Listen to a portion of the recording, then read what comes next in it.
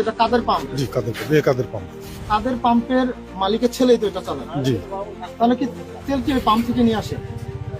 এটা আসলেই এটা সঠিক বলতে পারবো না তেলটা কোত্থেকে আসে। কি মনে হচ্ছে আপনার?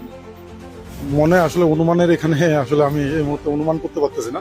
তবে এখানে ঘটনা দেখতেছি যে একটা মিনি পাম্পে সর্বশেষ রিডিং যেটা আছে এটা 2 লিটার তেল। ঠাকুরগাঁও সদর উপজেলা যে রহিমানপুর মাদ্রাসা যে মূলত বাজার রয়েছে, সেই বাজারে অবৈধ তেল মজুত করে মূলত বেশি দামে বিক্রি করতেছিলেন। এই যে তেলের যে মূলত এই পানি যে ড্রাম রয়েছে, সেই ড্রামে তেল মজুত করা হয়েছিল।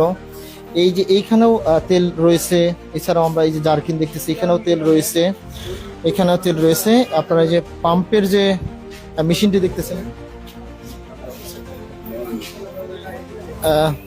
এই যে মিটারে মূলত 300 টাকা লিটার, 2 লিটার বিক্রি করেছেন তিনি 600 টাকা।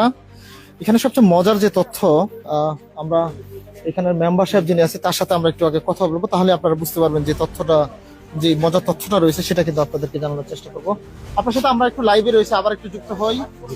এই যে মিনি পাম্প, এটা কার মালিকটা কে? এটা মোহাম্মদ আফজাল হোসেন। ওনার বাবার নাম কি? মোহাম্মদ আব্দুল কাদের। আব্দুল কাদের। ওনার পাম্প আছে জি আব্দুল কাদের পাম্প আছে রোডে, যেটা কাদের পাম্প। জি কাদের পাম্প। কাদের পাম্পের মালিকের ছেলেই তো এটা চালায়। জি তাহলে কি তেল কি ওই পাম্প থেকে নিয়ে আসে? এটা আসলেই এটা সঠিক বলতে পারবো না তেলটা কোত্থেকে আসে। কি মনে হচ্ছে আপনার? মনে আসলে অনুমানের এখানে আসলে আমি এই মুহূর্তে অনুমান করতে পারতেছি না।